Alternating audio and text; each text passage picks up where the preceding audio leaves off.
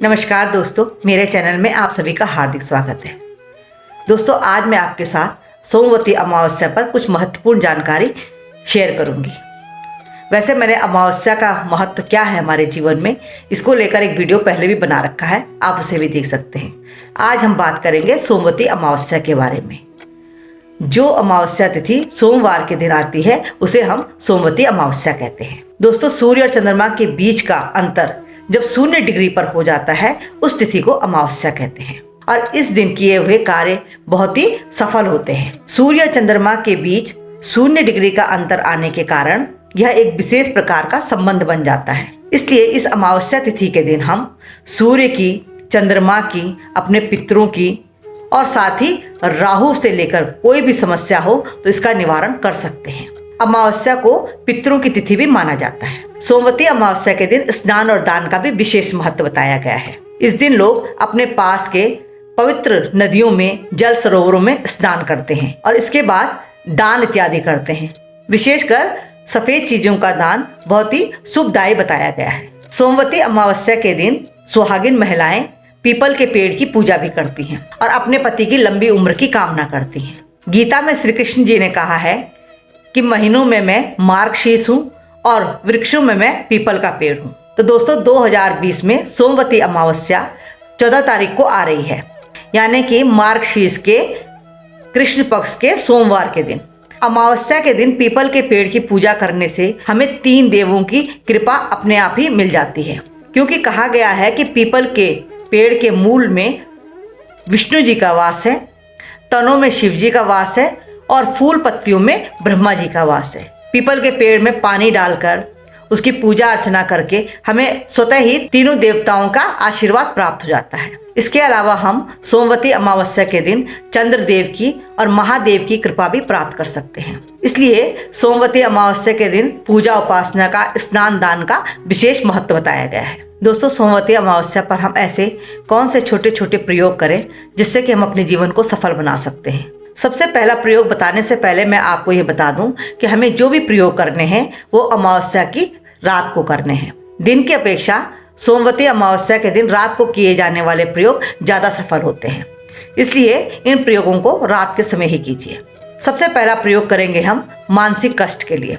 अगर हमारे जीवन में कोई मानसिक कष्ट है, हम मन से बहुत परेशान हैं, तो हम सोमवती अमावस्या की रात को बालकनी पर बैठ जाएं या ऐसी जगह पर बैठ जाएं जहां से हम आकाश को देख सकें। उसके बाद हमें वहां आसन पर बैठकर इस मंत्र का जप करना है। मंत्र इस प्रकार से है, ओम सोम सोमाय नमः। इस मंत्र का जप हम यथाशक्ति जितना भी हो सके हम जरूर करें। इस मंत्र के जप करने से हमारे मानसिक कष्ट दूर होते हैं। अब मैं आपको दूसरा उपाय बताती हूँ। दूसरा उपाय यह है कि दोस्तों, हमारा जीवन सुचारू रूप से चल रहा है, लेकिन फिर भी कोई ना कोई ऐसे बनते बनते कार्य हमारे रुक जाते हैं, कोई अज्ञात बाधा आ जाती है। इसके निवारण के लिए हम क्या करें? तो दोस्तों, अज्ञात बाधा का निवारण यह है कि हम किसी भी निर्धन व्यक्ति को अपने सामर्थ्य अनुसार चावल दान करें।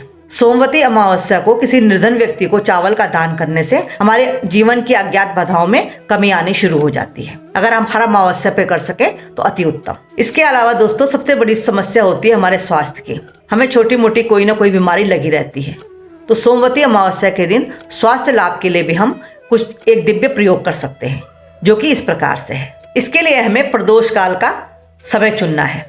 प्रदोष काल यानी सूर्यास्त से 45 मिनट पहले और 45 मिनट बाद को प्रदोष काल कहते हैं। इस प्रदोष काल में हमें 1 लोटा जल भर के घर से ही महादेव जी के मंदिर में जाना है और शिवलिंग पर यह जल चढ़ाना है और अपने स्वास्थ्य लाभ की महादेव जी से प्रार्थना करनी है। और वहीं पर बैठकर हम थोड़ी देर तक ध्यान भी कर सकते हैं या हम नमः शिवाय का मंत्र भी जप सकते हैं, 1 माला। ऐसा करने से हमारा स्वास्थ्य धीरे धीरे सुधरने लगता है, लेकिन करना यह हमें अमावस्या पर ही है। जब हम महादेव जी से प्रार्थना कर लें, इसके बाद हम निर्धनों को कुछ न कुछ सफेद मिठाई जरूर दान करें। ऐसा करने से हमें जरूर स्वास्थ्य में लाभ प्राप्त होगा। अगर हमारे कैरियर में कोई बाधा आ रही है तो इस बाधा को दूर करने के लिए अमावस्या के दिन पीपल का पेड़ लगाना भी बहुत ही शुभ होता है। पीपल या बरगद का पेड़ हमें अमावस्या के दिन लगाना चाहिए और उस पीपल के पेड़ को जल से सींचना चाहिए और उससे अपने कैरियर में आने वाली समस्याओं की समाप्ति के लिए प्रार्थना करनी चाहिए।